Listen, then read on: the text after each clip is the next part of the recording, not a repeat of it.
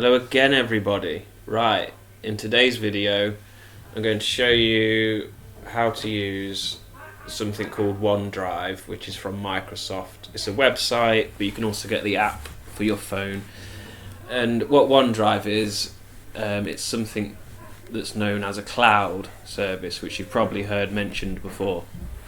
A cloud, or a cloud service, basically is like if you were to take a photo or anything from your computer and upload it to this site, similar to the way you'd put photos on Facebook and stuff.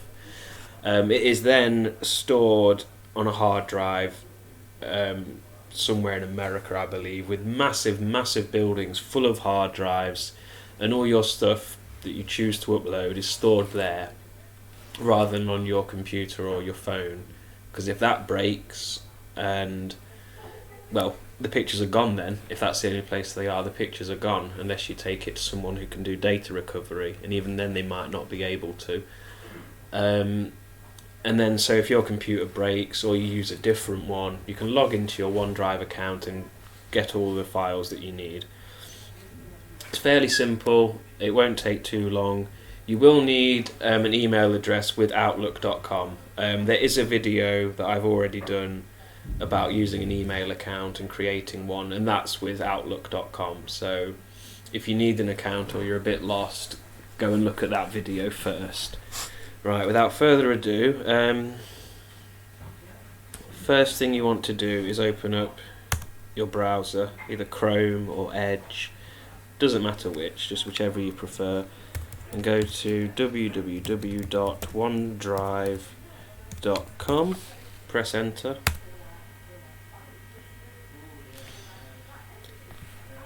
Accept the cookies,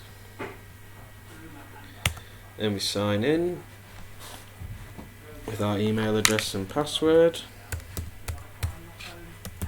I've just made a throwaway account, hence the name.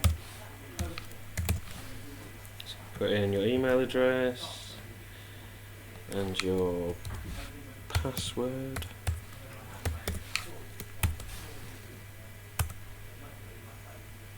Again, you can click save or not to save. I covered that in the first one, but I'll say it again. Save it if it's just your computer and you don't share it with anyone else, and if you do, you trust them. If not, just click on the X, but I'm going to click on save. Stay signed in. Again, I've explained this, very similar to the last thing. I would select no personally, especially if you've already asked it to remember the password. There's not much point in that, really.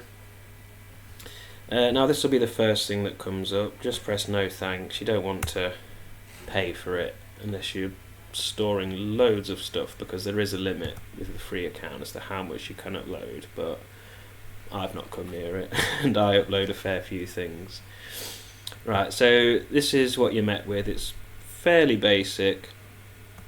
So yeah, I'm going to show you how you would upload something, and I know here it's got pictures, documents, and there'll be music and other kinds of files, but they all work exactly the same, and you can create new folders. It just gives you these to start with for some reason. So if you want a new folder, come over here, click on new, select folder, and then let's call it music, because there isn't a music one, and I think that's a bit of a shame. So there's our music one. Personal Vault, I think it's a little more secure, or I don't use it. I just create a different folder, to be honest with you. So yeah, the way you would go about it, you would select whichever folder you want. Let's do pictures, and it's empty at the minute. You can click and drag, but an easier way is if you click upload, select files, and then you'd find a picture. I think I put the basic picture in here. Yeah, there's one. So let's upload that. So you find the picture, select it and click open, and depending how big the file is, it doesn't upload instantly, so you may have to wait a minute before something appears here. Just because it doesn't appear straight away, it doesn't mean that something's going wrong. Let me just get rid of that box, make it a bit simpler. Okay, right, so let's say that you're now on a different computer. Let's say the worst has happened to yours, or you're using a friend's, and you've signed in on their computer or a different computer, and you want to get your files back. You come in and you would go to the folder, and then next to the files you want, you'd select a tick. Each one will have ticks next to it, so you can pick and choose the ones you want. And then you come up here and click on download, and that just downloads the image for you. Nice and simple. If we click on image, there it is. Now if you're not too sure where your images are being saved, or your downloads, come and click on these three dots and click on downloads, and that will show you where they are. Oh sorry, no, that gives you a list of them. If you click on show in folder, it opens up Explorer, which again I've covered in a different video. So you might not want this in your downloads folder, you might want it in your pictures folder. So you'd find the file, right click, select cut, go to pictures or wherever you want that file, right click and select paste. And that's how you do it if you're just downloading one thing at a time. But if you want to download a few things at once, it works a bit differently. So bear with me and I will show you that one. So if you come back to my files, let's say if you wanted to upload something more, there we go. And let's select a folder, let's select documents, upload, files, let's go to the desktop, and let's use these. Don't worry, Vicky, or any new hosts, you're not going to see what's in these. I just need to use multiple files. Okay, so let's say you're uploading a few different things that you want. Again, you'd find where it is, music, downloads, wherever, put tick boxes next to the ones you want and select open. If you're a bit unfamiliar with this, it's called File Explorer, and again I've done a video on this, so if you're a bit confused I recommend going back and watching that one. Okay, so let's click on open, give it time to upload it. These are quite basic documents, so it's no problem, it doesn't take long at all. So now if we click on download, need to select the things we want first. So if you click download and you've got more than one thing selected, it will save the file as something known as a zip file. Okay, so let's view that in File Explorer. So if we come up here on these three dots, go to downloads, and here click on show in folder, and there it is. Now let's say you want to move this somewhere else. Again, I'll show you how to do it. Right click, select cut, and then select where you'd like to put it. I'm going to put it on the desktop so it's nice and easy and quick for everybody. So right click and select paste. Now we can close this down, and we can close this down, and where is our zip file? Where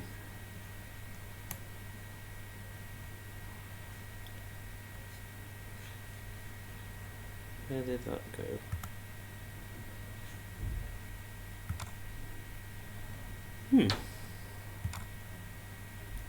I apologise, I can't seem to find that now.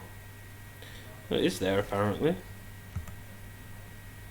I can't see it. Let me click on refresh. There we go. If ever you download something or put it on your desktop and you think, where is it? I just did that. Right click, on the desktop and select refresh. Okay, so this is a zip file with a zip down it, funnily enough. Now, if you just click on this, it doesn't work like a normal folder